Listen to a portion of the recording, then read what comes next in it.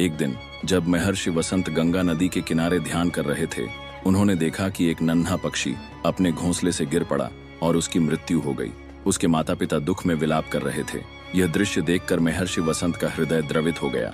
उन्हें अपने पुत्र की मृत्यु का स्मरण हो आया और उनकी आंखें भर आईं। उसी समय पास के एक वृक्ष पर बैठा एक उल्लू और एक कौवा ये दृश्य देख रहे थे। उल्लू ने कौवे से कहा, देखो, यह छोटा पक्षी भी मर गया और उसके माता पिता रो रहे हैं, लेकिन रोने से क्या होगा? जीवन और मृत्यु का चक्र तो अनंत है। कौवा बोला, तुम ठीक कह रहे हो, लेकिन देखो, यह महर्षि वसंत कितने विचलित हो गए हैं। क्या ये भी अब तक इस सत्य को पूरी तरह समझ नहीं पाए? कौवा और उल्लू महर्षि वसंत के पास गए और बोले, हे महात्मा, आपने अपना पूरा जीवन ज्ञान की खोज में बिता दिया, फिर भी एक नन्हे पक्षी की मृत्यु से इतना व्यथित हो गए। क्या आपको अब भी यह नहीं समझ आया कि जीवन मात्र एक माया है? महर्षि वसंत ने गहरी सांस ली और बोले, तुम्हारी बात सत्य है, परंतु जब किसी अपने का निधन होता है तो केवल ज्ञान से उस पीड़ा को समाप्त नहीं किया जा सकता। करुणा ही मनुष्य का सबसे बड़ा गुण है।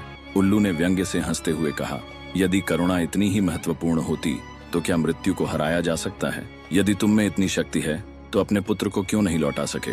महर्षि वसंत ने उल्लू और कौवे की ओर देखा और फिर अपनी आंखें धीरे से बंद कर ली। वे कुछ दिव्य मंत्र बुदबुदाने लगे। तभी एक अद्भुत घटना घटी। मृत पक्षी अचानक फिर से जीवित हो गया। यह देखकर कौवा और उल्लू आश्चर्यचकित रह गए।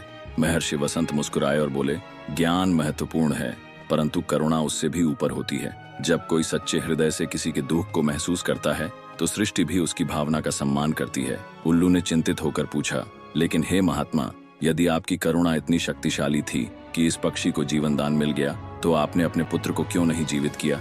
महर्षि वसंत ने कहा, जब मेरा पुत्र मुझसे छिन गया तब मैं अज्ञानता में था। वह मेरा मोह था और मोह स्वार्थ से भरा होता है, किंतु यह पक्षी मेरा कोई नहीं था। फिर भी मैंने इसके लिए प्रार्थना की। मेरी करुणा निःस्वार्थ थी और इसी कारण प्रकृति ने इसे स्वीकार कर लिया। जीवन और मृत्यु का चक्र चलता रहेगा, परंतु करुणा ही वह शक्ति है जो आत्मा को महान बनाती है, न कि मोह।